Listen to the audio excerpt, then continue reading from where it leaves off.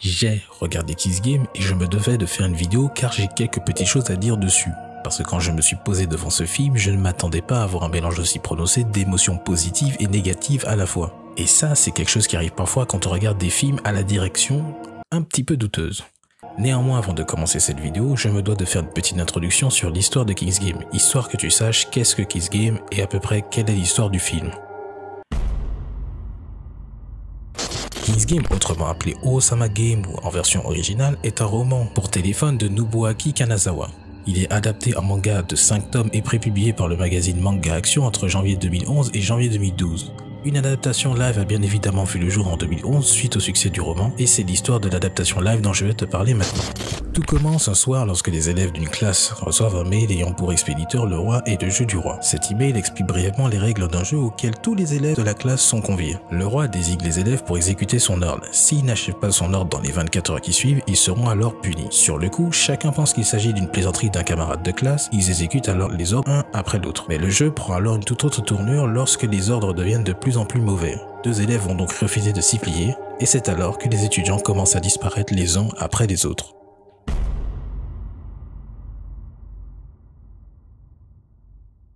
Maintenant que tout cela est dit, on peut parler de mon avis sur Kiss Game. Tout d'abord, est-ce que j'ai aimé Kiss Game? Eh bien, je ne vais pas le nier, j'ai plutôt apprécié ce film, mais de façon assez mitigée, car c'est un film plein de surprises auxquelles je ne m'attendais pas, et ce dans le bon comme dans le mauvais sens. Une chose dont je peux parler, et là on va entrer dans les points positifs du film, c'est l'immersion.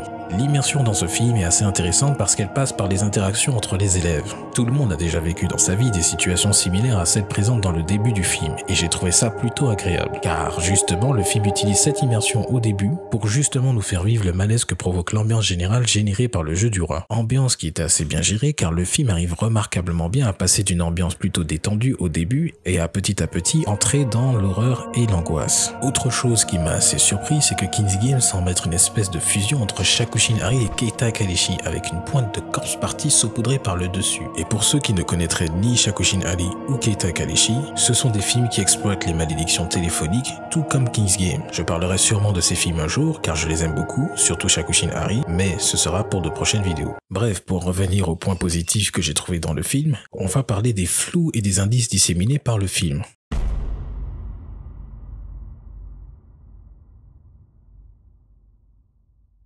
Plusieurs fois, le film essaie de nous mettre le doute sur qui est le roi tout en donnant des indices sur qui pourrait l'être. Par exemple, on va souvent montrer le personnage de Ria Iwamura, qui est le personnage énigmatique du film, comme étant suspect pendant tout le film. Mais plus on avance, plus on se rend compte que potentiellement les autres protagonistes que sont Shiemi et Nobuaki pourraient être le roi, et ça c'est plutôt cool. Par exemple, Shiemi est souvent montrée comme étant seule, et j'ai trouvé ça assez suspect pendant mon visionnage. Elle est souvent dans sa maison toute seule, on ne voit jamais ses parents, et à chaque fois qu'elle parle d'un souvenir d'enfance, personne ne s'en souvient à part elle. そんな珍しいか？信明君の部屋に入るの小学校以来だから。来たことあったっけ？お母さんが死んだ頃だよ。誰もいない家に帰るのが嫌で、そしたらお父さんが来るまでうちで待ってればいいって言ってくれて。だっけ？覚えてねえな。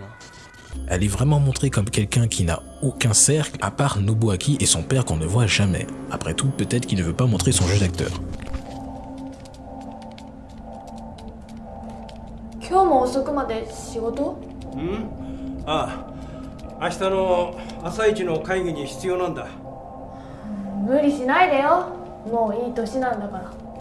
En parlant de jeu d'acteur, ça me permet d'aborder le point qui est tout aussi positif que négatif. Le jeu d'acteur dans Kiss Game était spécial par moments, voire drôle ou quasiment lourd. Par exemple, je n'arrive pas à dire si le jeu d'acteur de cet acteur est du génie ou tout simplement l'une des pires performances de tout drama confondu que j'ai jamais vu.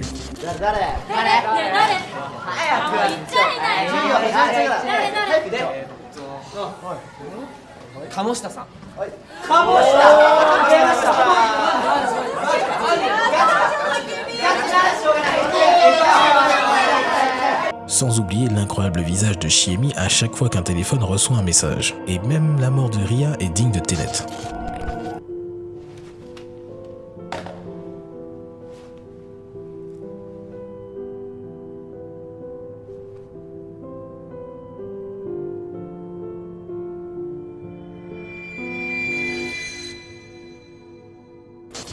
Et en parlant de morts, et ce surtout dans la première partie, la plupart des morts étaient faites hors champ, et c'est quand même assez dommage. Bon, tout ça pour dire que autant parfois je m'y croyais, et autant parfois je trouvais ça assez lourd comme façon de jouer, à tel point que ça aurait pu me sortir du film.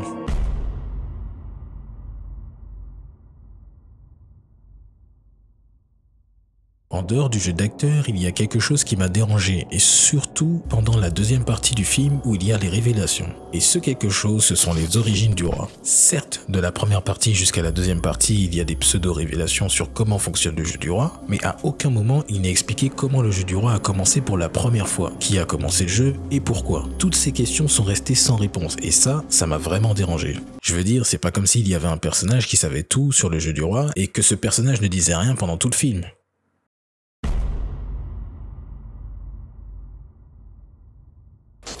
Oui, le personnage de Ria Iwabura est un personnage qui sait tout sur le jeu du roi, qui semble savoir qui est le roi et pourtant ne dit rien et n'essaie pas d'arrêter le jeu, ce qui est assez lunaire pour moi. Mais autre chose qui est assez incroyable pour moi, et non expliqué dans le film, c'est pourquoi elle connaît tant de choses sur le jeu du roi. Et pourquoi observer sans rien dire. Ce personnage laisse plein de questions sans réponse, et c'est encore une fois bien dommage.